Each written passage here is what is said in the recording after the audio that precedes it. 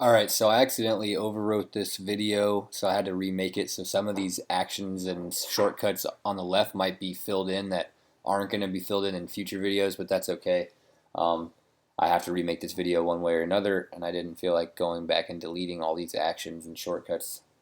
But anyways, in this video, I'm going to show an LT Spice example of how to use the voltage controlled voltage source. Okay, so it's pretty straightforward, but let's just go into the component selector window. So I'm going to click my F2, and it's called E. If I type E, it's the voltage dependent voltage source. Okay, so I'm going to grab that, and I'll put that down in my circuit, and then I'm going to create another peripheral circuit over here. So let's go F2 and let's get a current source.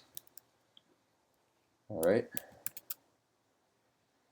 And then I just want to hit R on my keyboard and I'll get a resistor.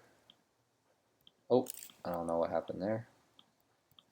I got rid of my current source.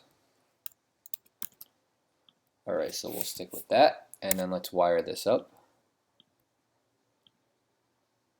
And what I'm going to do is I am going to label this node VX. Okay, and then I'll give this a 1K resistor, and I'll give this a 1 milliamp current. Okay, actually let's make this something like 5K just to make it interesting. And then what I'm going to do over here is I'll ground my voltage source.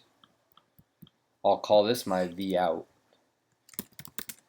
Okay, and then I need to pass in some inputs to my voltage controlled voltage source. Okay, I need to pass in my differential input, and then I also need to give it a gain value. So let's give it a gain of something like 10,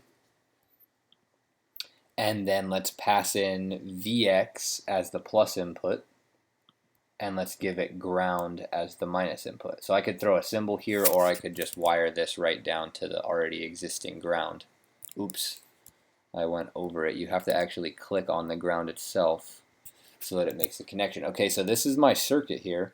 And so what am I expecting V out to be? Well, let's see. If I have 1 milliamp flowing in this circuit, I know I'm going to get 1 milliamp times 5K right here across my resistor. That should give me 5 volts right here.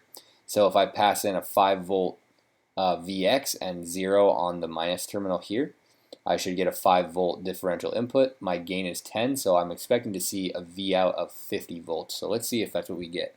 We need to do one last thing. I'll hit S on my keyboard to get the Spice directive window, and then I'll put my .op, and then let's run. Close my box, and then let's go ahead and look at the Spice error log. And my V of V out is 50 volts, exactly like we expected. And I may or may not have covered this in previous videos, but we can always put down our OP data labels on the nodes. And we see 5 volts here, like we said, and 50 volts here. Okay, so that's the voltage controlled voltage source. I'm going to go ahead and wrap up this video, and in the next video I'm going to do an example using the voltage controlled current source.